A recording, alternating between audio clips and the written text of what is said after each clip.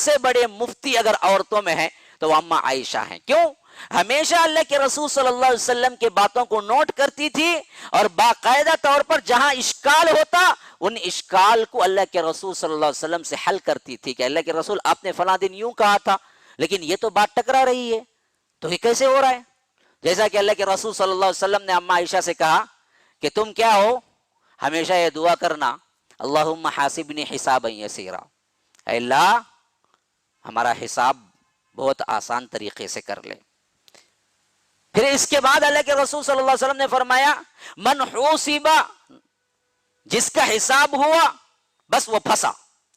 اب دیکھیے دو باتیں کانٹراڈکٹیو آ گئی، بالکل مخالف. ایک میں اللہ کے رسول نے کہا کہ اللہ سے دعا مانگنا تم یہ کہ اللہ میرا حساب بہت آسان کر دے. دوسری جگہ کہتے ہیں کہ اللہ نے جس کا حساب لیا وہ تو پکڑے گئے، ہلاک ہو گئے. بس اللہ نے اگر کسی کے نام اعمال کو دیکھتے ہوئے یہ کہہ لیا کہ کیوں، مسئلہ ختم، پھنسا. اگر اللہ تبارک و تعالی نہیں پوچھا تب تک کیا ہے پار ہو سکتے. تو اما عائشہ نے پوچھا اللہ کے رسول آپ نے کہا کہ ہمارا حساب آسان لینا اور ایک جگہ کہہ رہے ہیں کہ آپ جس کو اللہ حساب لے وہ پھنسا.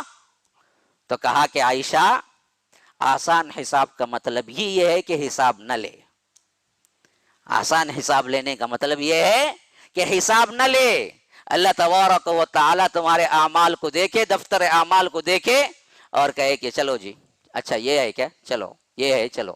اگر کہیں پوائنٹ آؤٹ کر کے پوچھا کہ یہ کیوں، پھنسا بندہ، پھر جہنمی. کیوں کا سوال کا جواب دینے کی سکت اس دن کسی کے ہاتھ میں نہیں ہوگی. تو اما عائشہ کی پوری زندگی تم پڑھ جاؤ، بھرے پڑے ہیں سوالات اور احادیث اور ان کے فقہ کے اور ان کے علم کے، کہ انہوں نے اپنی پوری زندگی اسی میں لگایا. پھر اس کے بعد 18 سال میں بیوہ ہوئی، 6 سال میں شادی ہوئی، 6 سال میں شادی ہوئی، 9 سال میں رخصتی ہوئی، 18 سال میں بیوہ ہوئی. 18 سال سے لے کر 11 ہجری میں جب یہ بیوہ ہوئی 50 پر 8 ہجری میں وفات پائی. تو کتنا عرصہ زندہ رہی؟ آپ 11 نکال دو 50 پر 8 سے تو کتنے بنتے ہیں؟ یہ بھی تو کچھ بولے نا. تو سن بھی رہے ہیں یا نہیں مجھے معلوم تو ہو کہ کتنے سال رہی. ہاں تو 47 ایئرز پھر انہوں نے کس چیز کو سنبھالا؟ دعوت و تبلیغ کے میدان کو سنبھالا. لاکھوں عورتیں تھیں جو ان سے سیکھا علم، لاکھوں کیا شاگردیں تھیں جنہوں نے کیا ہے ان کا علم پھر امت تک پہنچایا اور پورا دن اسی میں کھپا دیتی. اچھا بات کی زندگی جب اللہ نے دیا، بہت دیا، ہزاروں کے دینار لا کے کیا ہے تحفتاً دے دیا کرتے تھے. خاص کر ان کے بھتیجے تھے حضرت اسما کے بیٹے عبداللہ ابن زبیر، یہ اپنی خالہ کو بہت چاہتے تھے اور خالہ بھی ان کو بہت چاہتی تھی. کیوں؟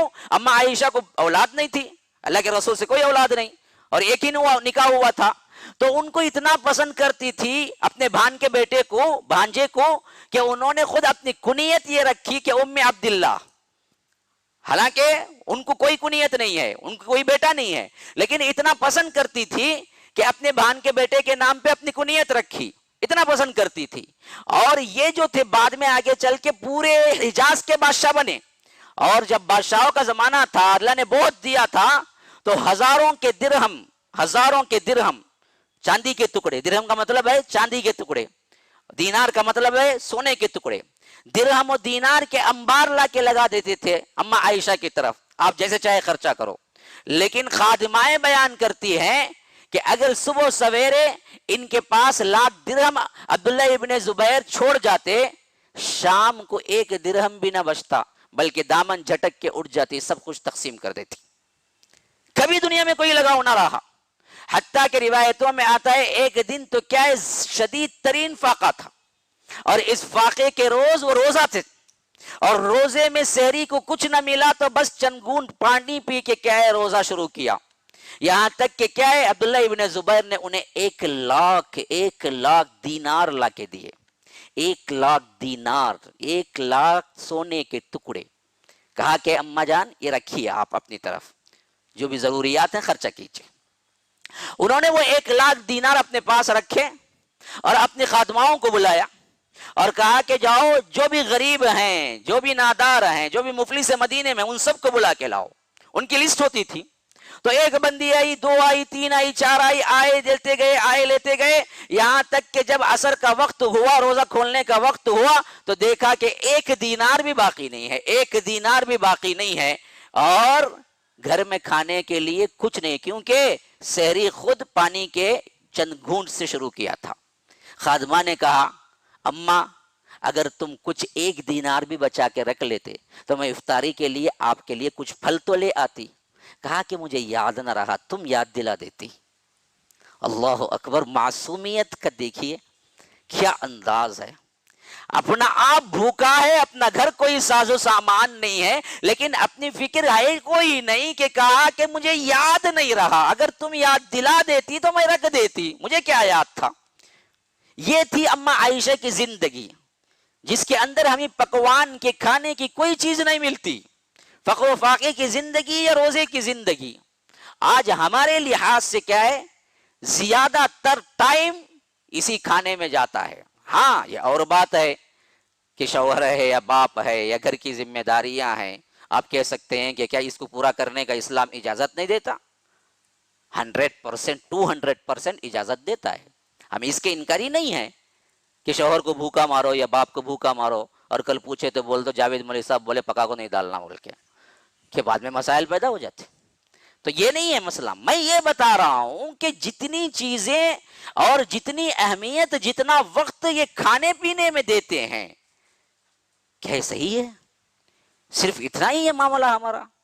کھاؤ بناؤ، کھاؤ بناؤ، نئے نئے ڈشز کیا ہے دیکھو، پکوان کے چینل بن گئے ان کا شوق دیکھ دیکھ کے. ٹی وی میں کیا ہے، پکوان کے چینل ہیں، مسالہ چینل کہتے کیا ہے، اس میں خالی مسالہ بنانا کیسے کیسے بتاتا ہو، اور دیکھ دیکھ کے تم مسالہ بناتے رہو، پوری زندگی صرف مسالہ بناؤ، اچھے اچھی کیا ہے چیزیں پکواؤ.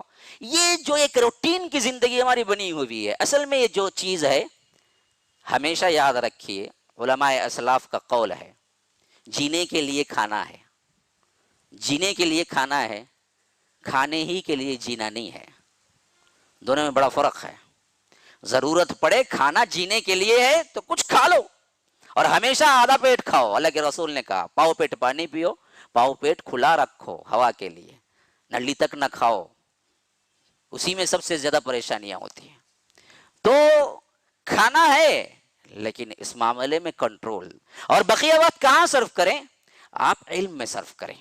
آپ موٹیویٹ کر، آپ خاندانوں کو بنا سکتی ہیں. مرد خاندان کو بنا نہیں سکتا. اللہ نے وہ ٹیلنٹ آپ لوگوں کو دیا ہے.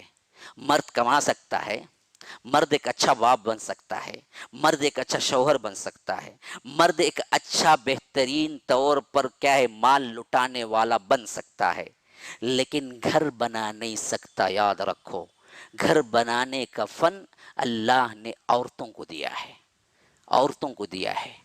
اگر تم اپنے اپنے گھروں کو بنانے لگ جاؤ، تم وہ برے صفات، وہ برا ماحول اپنے گھروں سے ختم کرنے پہ تن من دھن لگاؤ، تو اللہ کی قسم یاد رکھو کہ وہ گھر تبدیل ہو کے رہیں گے.